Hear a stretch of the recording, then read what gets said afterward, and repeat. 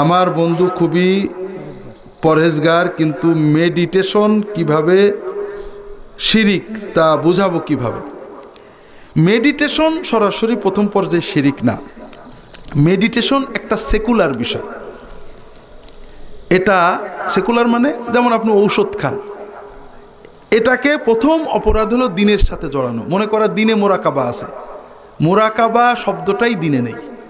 দ্বিতীয়ত মোরাকাবা মানে ধ্যান নয়, মোরাকাবা মানে যারা সুফিয়া কেরাম লিখেছেন, ইমাম গাজালির বই পড়েন, মোরাকাবা মানে আত্মসমালোচনা, রেকাবা মানে কন্ট্রোল, সিআইডি, নিজেকে নিজে কন্ট্রোল করা, নিজের পর্যবেক্ষণ করাকে বলে মোরাকাবা, মানে ধ্যান না। ইসলামে ধ্যান বলে কোনো জিনিস নেই। ইসলামে জিকির আছে, ইসলামে দোয়া আছে, ইসলামে তাফাক্কুর আছে, কোরআন নিয়ে হাদিস নিয়ে কোনো বিষয় নিয়ে চিন্তা গবেষণা আছে।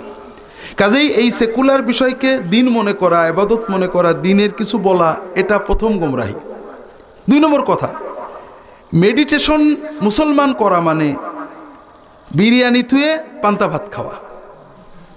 আপনি আল্লাহর জিকির এবং দোয়ার মাধ্যমে যা পাবেন, 15 মিনিট জিকির দোয়া করলে যা পাবেন, 15 ঘন্টা মেডিটেশন করলে তা পাবেন না। কারণ মেডিটেশন মিথ্যা কল্পনা। শিরিক কখন আসে? মেডিটেশনে অনেক সমস্যা আছে। একটা হলো মেডিটেশনের মাধ্যমে কিছু শান্তি পাওয়া গেল, মনে করলাম আমি ভালো মুসলমান, অথচ আপনি সকল হারামে লিপ্ত রয়েছেন, শিরিকে লিপ্ত। আপনি শিরিককে আর এখন শিরিক মনে করছেন না। দ্বিতীয়ত, মেডিটেশনের একটা পর্যায়ে যে গুরু ধরতে হয়, কথা কি বুঝতে পেরেছেন? আপনারা কি বুঝতে পারছেন? গুরু ধরলে শিরিক আসবে। অর্থাৎ আপনি রোহানি সায়ের করবেন, মহাজাতককে গুরু ধরে তার সাথে সে আপনাকে মক্কায় নিয়ে মদিনায় নিয়ে, এখানে গেলেই শিরকে ঢুকে যাবে।